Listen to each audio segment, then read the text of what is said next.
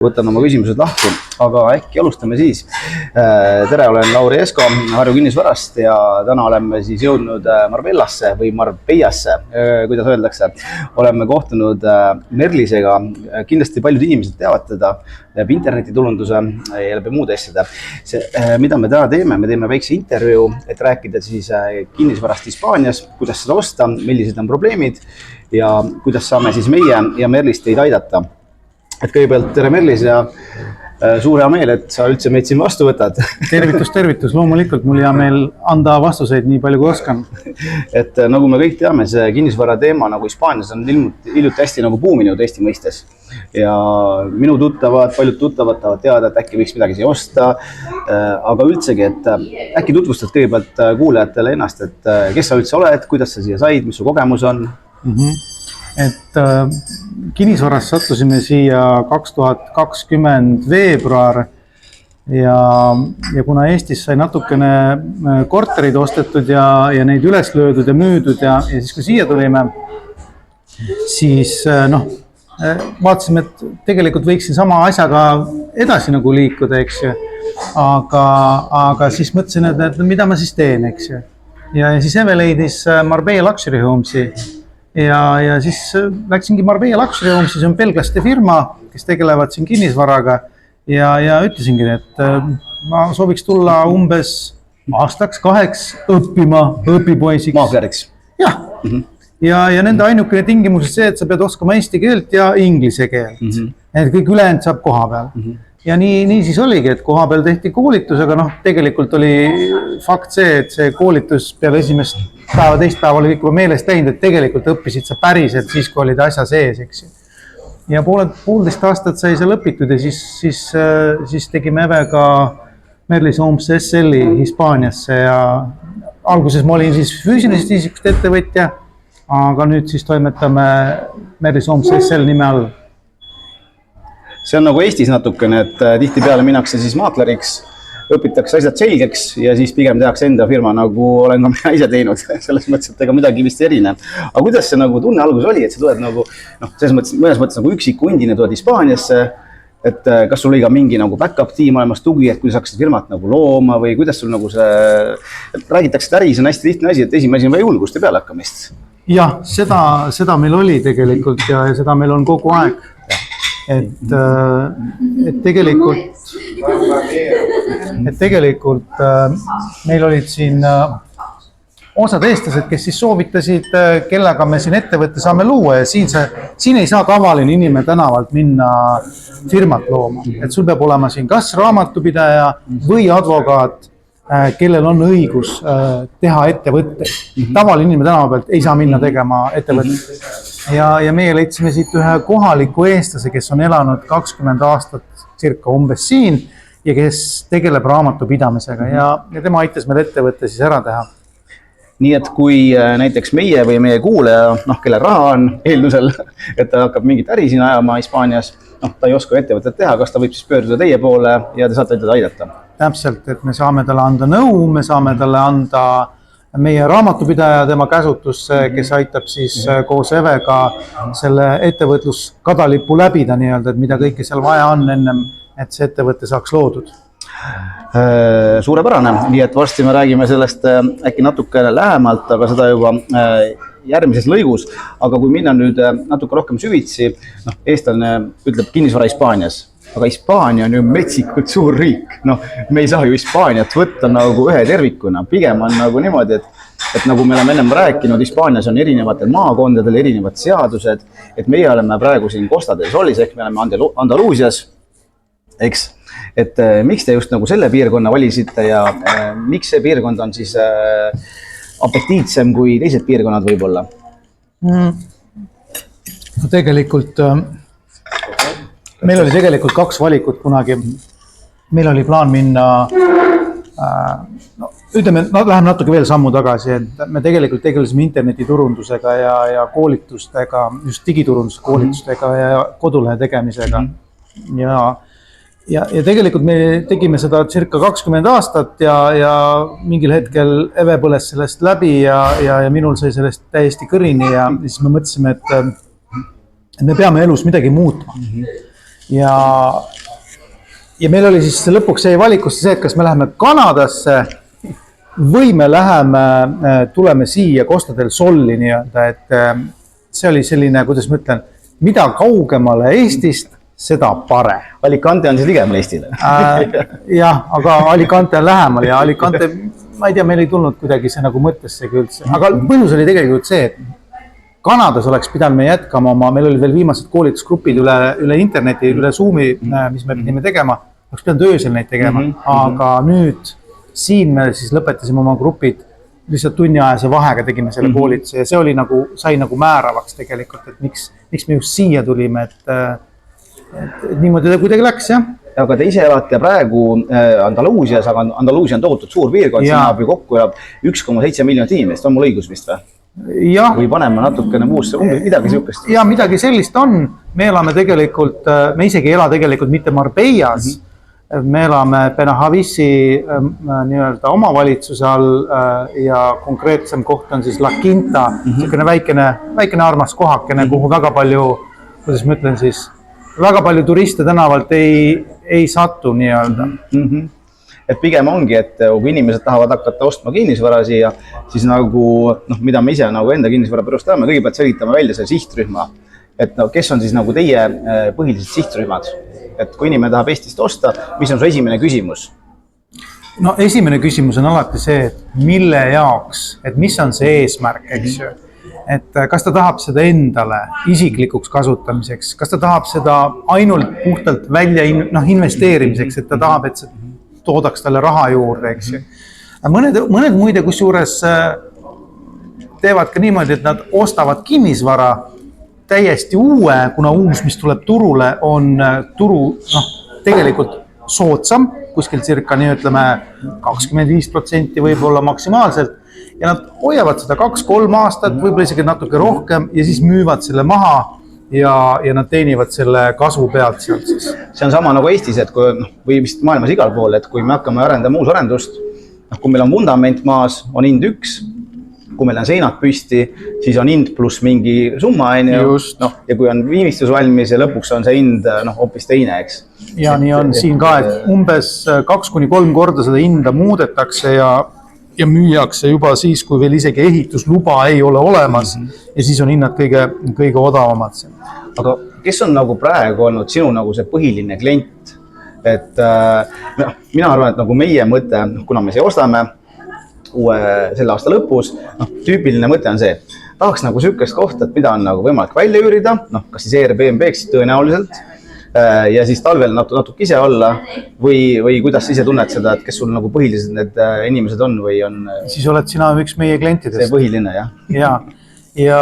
Aga siin, aga sellega on nagu omad, kuidas ütelda, sellised, mida aeg edasi seda võib-olla natukene komplitseeritumaks või keerukamaks see läheb, sellepärast et ega ühistud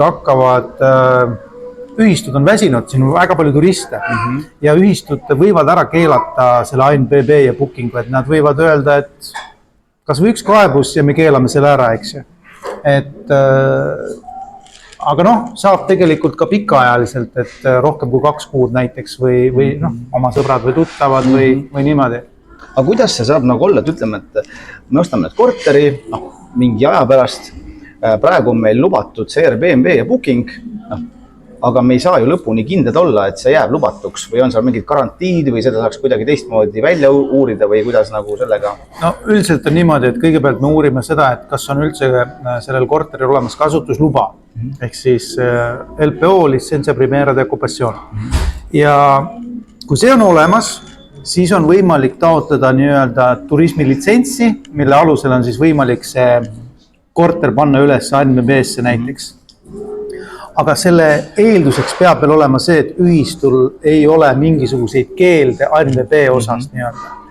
Et seaduse kohaselt on niimoodi, et kui sul see litsents on olemas, siis ühistu justkui tal ei ole justkui nagu õigus seda litsentsi tegelikult ära võtta. Aga tegelikkus on see, et sa ju ei taha seal ühistuga nii-öelda sõtta minna, eks ju. Et seal, kui kohalik inimene elab, siis nende eluolu kvaliteet hakkab kannatama. et kui kui me ostame selle korteri, teie teete kõik uuringu ära, eks. See inimene Eestist ei pea mitte midagi tegema, et nagu ma aru saan, kui me võtame näiteks digimaailma, Hispaania oma digivõimekusega võrreldes Eestiga on maas 10-15 aastat omal õigus või isegi rohkem veel. Ma ei oska öelda, kas ta nüüd nii palju maas on. Või nagu need süsteemid, need infopangad, meie läheme ja teeme klikk, meil on kõik infod olemas. Selles mõttes on tõsi, et Hispaanial on kõvasti minna, aga Hispaania on ikkagi väga suur riik ja ma usun, et see on lihtsalt aja küsimus. Aga asjad liiguvad Eestis oluliselt kiiremini, see on tõsi. Ja kas siin on niimoodi, et ütleme, et kui meil on korter müügis näiteks 200 000-ga, et üldse kui palju meil nagu loomulikult see jällegi sõltub piirkonnast, kõikist asjadest, et Eestis on meil praegu kinnisvara on madalseisus, tingimusruumi on palju, ütleme, mina enda klientidele ütlen umbes 10%, sõltub jällegi asukohast, et kui meil on asukoht näiteks Kalamäe südames, seal on nõudlus suur, seal väga palju ei kõigu, aga siuke Harjumaa keskmine, ütleme 10-15% me saame alati alla tingida. Kuidas hetkel siin olukord on või et mina alati soovitan ka oma klientidel alati tingida, et eestlasena kohasena ei võta seda pakutavat hinda nii-öelda, aga ütleme siis niimoodi, et see turg ei ole veel muutunud nii-öelda ostjaturuks, et ta pigem on natukene kaldu, mitte küll nii palju enam, aga kaldu ikkagi müüja turu peale.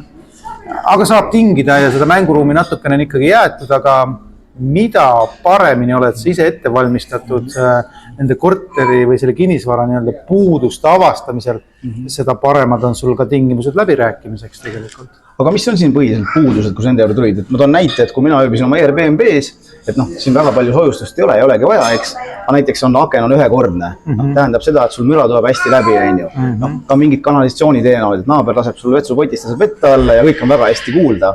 Ja see kindlasti sõltub ka ju sellest aastast, millal on majad ehitatud. Et ilmselt see ongi nagu nende eripära või mida sa välja tooksid, et vaata Eestis maja peab meil sooja hoidma, siin peab ta siis suvel külma hoidma. Et kui sa tooksid need põhilised ohukohad välja. No vaata, asi ongi selles, et keskkonnad on teistsugused, ehituskultuur on teistsugune, sest hispaanlane ei pea ehitama nii, nagu eestlane ehitab ja eestlane loomulikult tuleb siia, ta vaatab seda vuugivahet ja vaatab seda soojustust ja külma ja sooja pidavust ja isolatsiooni ja nii edasi. Siin see ei ole nagu selle kohaliku ehitaja jaoks üldse nii oluline.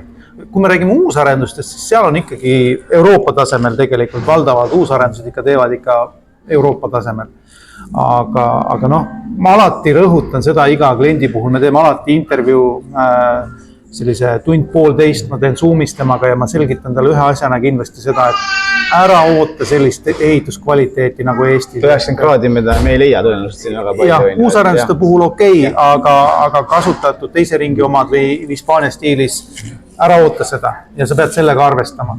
Ja mis veel nagu veel on see, et hinnad on hoopis ikkagi palju suuremad, teistsugused nii-öelda. Ja see on sinu valik. Ja miks need hinnad sellised on, sellepärast, et siin käib palju Euroopa, Hispaania turisti käib siin ja palju nii-öelda, kuidas ma ütlen siis, inimesi, kes investeerivad siia. Mina kuulsin sihukest juttu, et vaata, kuna Euribor mõjutab ju Eesti kinnisvaraturgu ja üldse Baltikumi, Euribor mõjutab inimesi, kes ostavad ju pangalaenuga. Ja mina kuulsin, kas see on müüt või mitte, päris palju inimesi ostab siia kinnisvara välja ja otsa ju suarahas, nagu on ka meil plaan, mitte nagu otse suarahas, vaid nagu enda vahendite eest. See tähendab seda, et kui ma ei tea, kas see fakt on tõene või vale, aga 8 inimest 10-st, kes ostab siia ranniku äärde, on välismaalased ja neist 8 umbes ostab selle välja sularahas. Tähendab seda, et Euribor seda väga palju ei saa mõjutada, et see turg ei ole nagu lokaalne, vaid see turg on pigem nagu siin globaalne ja see globaalsus ei tule ju ainult ühest regioonist, vaid üle maailma kokku, et kui me räägime Malagast, siis Malaga lennujaama lähevad lennud New Yorgist, lähevad Dubaist, lähevad Rootsist, Soomest, see on nii nagu selline rahvaste sulandamispott, kui nii öelda. Üle 140 erineva rahvuse on siin ja see on tõsi, et kui ütleme Hispaania majandusel, kui peaks kehvemini minema, siis see koheselt ei tule nagu Costa del Sol ei puuduta, sellepärast sa tõid väga hästi välja, et siin on ikkagi väga palju erinevaid rahvuseid ja siia on palju investeeritud. Ja eestlane, ütleme siis niimoodi, et noh, ütleme 50-50 kuidagi on, siis nad võtavad, mina soovitan eestlaste laenu võtta, kui nad võtavad, siis võtku Eestist, sest asjaajamine käib palju kiiremini. Siin kulub kuu või 2 saada pangalt vastus, kas sa saad laenu või sa ei saa nii-öelda. No kujutad ette, et Eestis tuleb minu klient, noh meil on nädal aega notaris ju, võtmed üle antud ja nägemist, et mega kiire, aga see jällegi näitab seda, et see turg, mis siin on, need mahud on hoopis teistsugused ja meie võib-olla ei hooma. Noh, et mõnikord tuleb inimestel niisugune pool rumal äri idee, ükskõik mis ta on, aga siin ta läheb võib-olla tööle, noh, Eestis läheb, kuna meil reaalselt pole nagu massi. Jah, ja lisaks sellele, siin on, eks ju, see mass, noh, ma võrdlen seda alati Pärnuga, seda Costa del Soli piirkonda nii-öelda, et noh, Costa del Sol on nagu soolikas mööda see rannikut, eks ju. Et ainult mastaap on nagu üüratult suurem. Vitsikult pikk, üüratult suurem. Ja teine asi veel, mis seda turgu iseloomustab, on see, et see ei tööta niimoodi nagu Eesti kinnisvaras, see ostu-müügiprotsess ja see ostmine ja kinnisvara leidmine. Ostmine ja kinnisvara leidmine toimub palju kiiremini. Ja seda selle põhjusel, et me kasutame selliseid ühtseid andmebaase, kuhu siis kinnisvarafirmad panevad müüdava kinnisvara ülesse, me kõik näeme seda ja me saame kohe sellele oma kliendile seda pakkuda. See on piltlikult öeldes, nagu ma eelmine kord sinuga rääkisin, nagu siis eestikb.ee, mis on mõeldud ainult oma inimestele, eks? Selles mõttes oma maakleritele. Ja seal on kirjas, et mis hinnaga ta on, kes on kontaktisik ja tänu sellele, et see andmebaas on olemas. Seal on ka kirjas muide see protsent, mis protsenti nad jagavad, kui ma toon talle kliendi. Ja sealt tulebki nagu see turu muutusmängu, et nagu Ameerikas, samamoodi vaatame, meil on nagu maaklerid, kes on ostumaaklerid. Eestis ei ole ju, me ei saa ju mitte, me ei tea, ise otsib nagunii ka eest ja seal Jõgeval on 3 korterit, ta leiab see ülesse. Ja teie pigem nagu hetkel oletegi ostumaaklerid, eks? Praegust hetkel oleme, see muutub. Suundasid tuleb alati juurde võtta. Et, aga seal, et see on MLS siis on ju, see nimi. Jah. Resales Online on see, mida me siis kasutame ja mis on tegelikult üks suurimaid siin. On veel paar tükki, aga Resales Online on nendest ikkagi praegust peajagu üle. Ja siis nagu Ameerikas on siin maakler on ju müüjale ja ostjale, eks? Ja Eesti inimene, nii palju kui ma seda asja on uurinud, vaata, te võite Eestis olla kavalad, hakkame kavaldama seal üle, ma ei tea, kuidagi nipitama, trikitama, uskuge mind, see nipitamine, trikitamine siin ei tasu ära, sellepärast, et te olete võõras riigis, teil on reeglid, siin käib ju kõik läbi advokaatid, eks? Ja tasub ka seda vist teada, et kui see kinnisvara hind on näiteks 200 000, siis alati lisandub umbes 10%, mis on vist need advokaadikulud ja muud asjad, eks? Just, et kui sa ostad järelturult kinnisvara, siis siin on Andaluusia piirkonnas on nimetatud ülekandemaks, see on 7% sellest hinnast. See võib olla kuskil teises maakonnas suurem ja tavaliselt ongi suurem, eks ju. See võib olla 8–10% võib olla, et kui sa lähed sinna Valenciasse või Alicantesse, siis ilmselt seal on ta 10 kanti, ma päris täpselt ei tea. Aga loomulikult advokaaditasu 1% arvesta juurde ja siis on siin registritasu, notaritasu, pane sinna, ma ei tea, võib-olla selline 2000 midagi veel juurde, eks ju. Et sisuliselt jah, 10% on see järelturul ostetav. Kui on uus arendus, siis on ta kuskil 13%, sest et seal maksad käibemaksu ja templimaksu veel lisaks juurde. Templimaks on 1,2% ja käibemaks 10% siis. Kui me tuleme korraks nagu nende regioonide juurde tagasi, ma arvan, et siin me ei peaks nagu pikalt peatuma, et kui me ütleme mingi suvalise nime, hispaania keeles, me ei tea, kus asub, aga pigem on nagu see, et palju me tahame teenida tootlust, kas me tahame osta endale, suvekoduks, üürimiseks, nii edasi. Aga kui näiteks inimene tahab osta seda korterit või maja või villat endale Airbnb jaoks, ja tema ei taha väga siin käia, kas siis teie aitate korraldada näiteks selle, kas siis kasvõi siis koostöös partneritega, selle väljaüürimise, ja kõik asjad ära, et ma võin nagu teie kaudu osta ja siis nagu teie teete kõik minu eest ära. Põhimõtteliselt on niimoodi, et kui me seda ise ei tee ja ise ei võta seda, siis me anname oma usaldusväärsed partnerid, kes selle eest hoolt kannavad ja peab arvestama sellega, et siin turul on see kuskil 20–30% võtab siis haldusfirma sellest käibest, mis tuleb, eks ju. Käibest, jah? Ja, käibest, mis tuleb, pluss käibemaks juurde. Käibemaks. Täpselt nii. Ehk siis see on, ütleme 20%, see on käibemaks on siin 20% vist või? Palju see? 21, jah. Et ütleme, et kui mul on 100 eurot töö, siis mina annan ära sealt kuskil 20 pluss natuke eurot. Jah, sa annad selle ära, pluss sa võid maha arvestada kõik oma kulud ja pead riigile andma veel 19% kord kvartalis siis veel lisaks. Et poole annan jämedalt öeldes ära. Sisuliselt annad sa poole ära. Poole annan ära. Ja sama kehtib ka firma puhul siis on ju, vahet pole, kas ma olen eraisik või firma. Et kes sina firmadel ka siis käibemaks, jah? Või see tulumaks tähendab?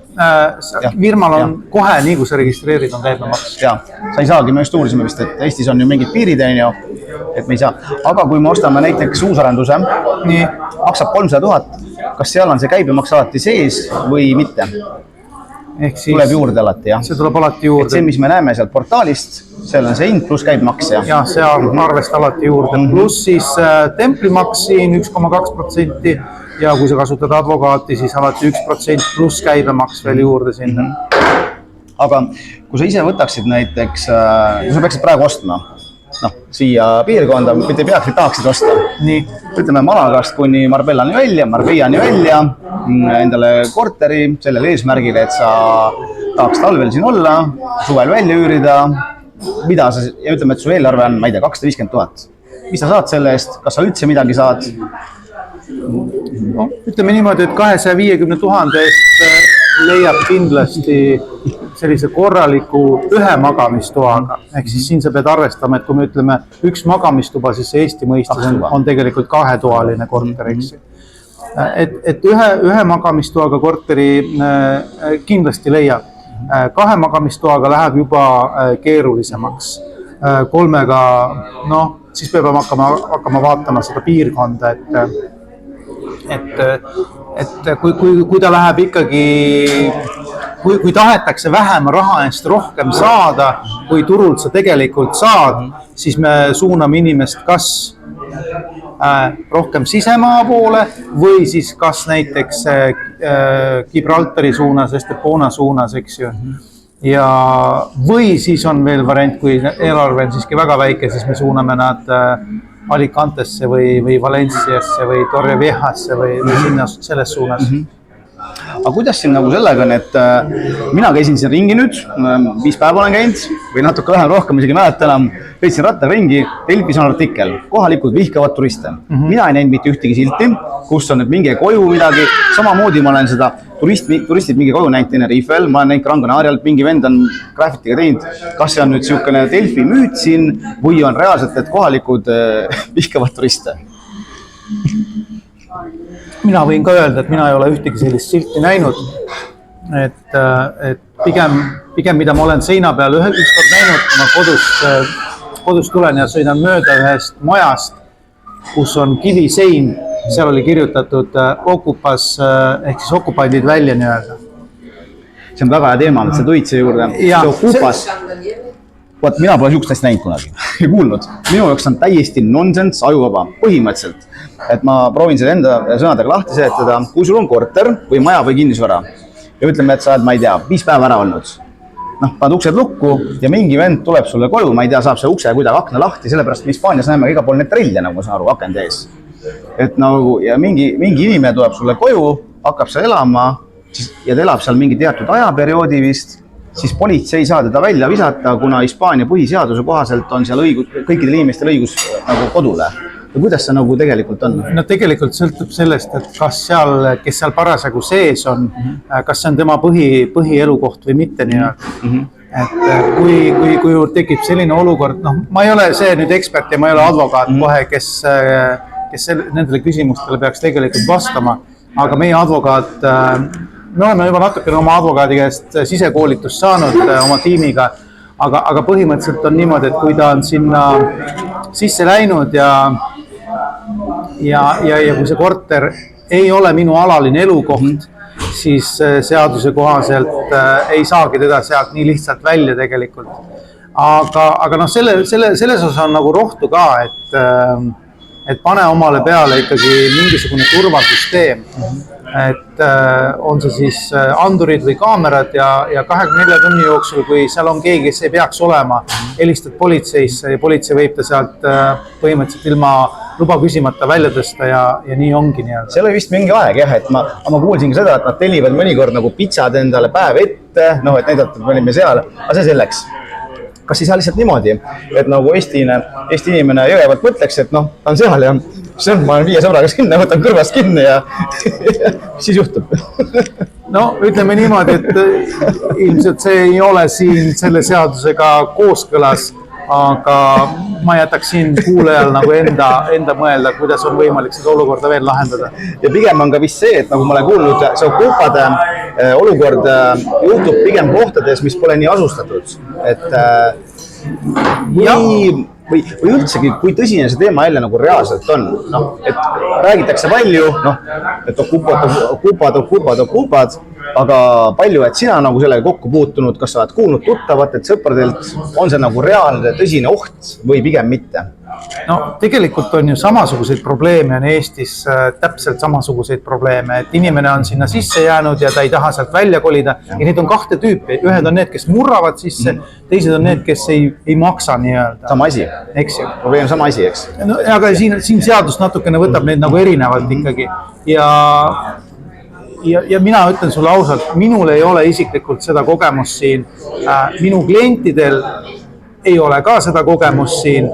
Ma olen kuulnud jutte, aga need on ka nii-öelda Facebooki jutud või kuskil, noh, ma ei ütle seda, et seda probleemi ei ole, no kui räägitakse sellest nii palju, noh, ilmselt on, kuskil on need probleemid, eks ju. Aga minul isiklikult see kokkupuude puutub. Aga veel üks huvitav küsimus, mille peale ma tulin, et praegu me oleme siin aprillikuus, noh, eile sõitsin särk maas, praegu mul päiksepõletus väike, mitte suur on ju, aga kuidas siin nagu suvel on, et ma hakkasin mõtlema, et noh, meil ju kliima soojeneb, et suvel võib-olla kas mingid ilmad on sellised väga palavad ja kui see piirkond muutub nagu väga palavaks, kas siis ei või olla niimoodi, et noh, tuleviku perspektiivis see piirkond võib olla pigem odavam ja inimesed tahaksid osta seda kinnisvara nagu rohkem põhja poole või kuidas te seda näete? Aga see on huvitav lähenemine praegust, et hetkeseis on niimoodi, kui me elame hetkes, jah, hetkel on niimoodi, et Hispaania sisemaalt inimesed põgenevad ära suveks just siia. Miks? Sellepärast, et sisemaal on ju veel kuume. 46 kraadi Sevillas, õhtul tuled välja alles, pistad nagu tõuk, pistad nina uksest välja. Aga siin on, noh, võtta siis kohe 10 kraadi vähemaks, 36, eks. Nende jaoks on ju, aga meie jaoks, kuidas nagu sinu jaoks on, teate, suvel olnud siin? Ja ma olen siin elanud juba päris mitu suve ja mina olen ellu jäänud ja tegelikult, noh, ei ole hullu midagi, me saame hakkama siin, et saab hakkama ikka. Nii, aga mõned huvitavad küsimused veel, mida ma siin tohin. Et me teame, et eestlane sööb ju teist eestlast. Hea meelega. No sellist kuulujuttu olen ma kuulnud küll. Kas ka teine eestlane sööb teist eestlast siin Malaga piirkonnas või kuidas te omavahel läbi saate? Kas see on mingi oma kommuun? Kui palju eestlasi üldse on? Või noh, selles mõttes, et... Ausalt ei ole neid ritta pannud, ei ole neid üle lugenud. Aga ma tean seda, et eestlastel on siin nagu, kuidas ma ütlen, nagu võib-olla on 2 ringkonda võib-olla siis. Ma tean, et on Eesti-Hispaania selts, eks ju, kus käivad inimesed koos, teevad üritusi ja siis on GG Events, mida siis Grete Mäeots veab ja kus ta siis toob Eesti inimesi siia, kas siis näitlejaid või poliitikuid või kedagi tuntumat inimest, kellega siis tehakse mingeid õhtuid ja rahvas käib koos ja seal saavad eestlased kokku ja see on minust väga tore. Aga näiteks inimesed, kes tahaks kolida siia, kusjuures mina unustasin oma load, unustasin Eestisse, tahtsin rendiautot võtta ja ma panin appikutse eestlaste gruppi, sõbralikud need eestlased Hispaanias. Mul üks tore härrasmees tõi need load ära siis eile. Ja tema ütles siis niimoodi, et neil on täitsa nagu eestlaste enda mingi kommuun, noh, et eestlased ehitavad eestlastele, et nagu sihukene suhtlus pigem ikkagi käib. et ja sealt mul ja tema rääkis, et tema tahab nagu kolida pikemaks ajaks siia, mitte ainult talveks, vaid üldse nagu siia võib-olla. Et siis võib-olla tekkiski küsimus selline, et kui näiteks inimesed tahavad kolida siia lastega, tuleb perekond siia, raha on kõvasti, eks ta muidu tuleb siia, aga raha on kõvasti, aga kuidas see elu nagu lastega sinu aeg, siis kuhu lapsed läheks, kooli või mis siin nagu toimuma hakkaks? No ilmselt peab see kogu perekond nagu kainelt seda mõtlema ja seda planeerima ja mõtlema nii laste peale, nii oma töökoha peale, eks ju. Et ma kindlasti ei soovita seda, et kuidas ma ütlen sulle. Eksprompt tulla ja. Me ise tulime tegelikult suht eksprompt tegelikult, võtsime otsuse vastu ja tulime koos lastega. Tõsi, üks laps on suur, eks ju, kes käib ülikoolis, aga teine läks siia kooli. Aga need asjad tuleb ikkagi natukene eelnevalt siis läbi kaaluda ja mõelda, et lapsed saavad siin samamoodi, nad peavad lihtsalt kohanema siin ja harjuma, et mõnel lapsel läheb see valutumalt, mõnel läheb see raskemini, aga no mis seal ikka, me teame seda, et see on ju millekski hea, eks ju. Et vist hispaania keel ka ei ole ju väga keeruline, et ma kunagi olin ise Ameerikas vahetusõpilane, ma seda inglise keelt ka purssisin, siis ma inglise keelt purssides õppisin hispaania keelt. Et tegelikult hispaania keel vist on nagu suhteliselt lihtne ja loogiline ja laste puhul eriti veel see, et kui lapsed lähevad näiteks Eestist vahetusõpilaseks gümnaasiumiastmes, õpivad selle keele ju paari kuuga tegelikult ära, kui nad õigis keskkonnas on. Kui nad õigis keskkonnas on, just. See on tõsi, aga no minule, kus ma ütlen, mul see keele osa võib-olla nii kiiresti ei arene, kuna ma pean ütlema, et siin, kuna see on nii rahvusvaheline piirkond, siis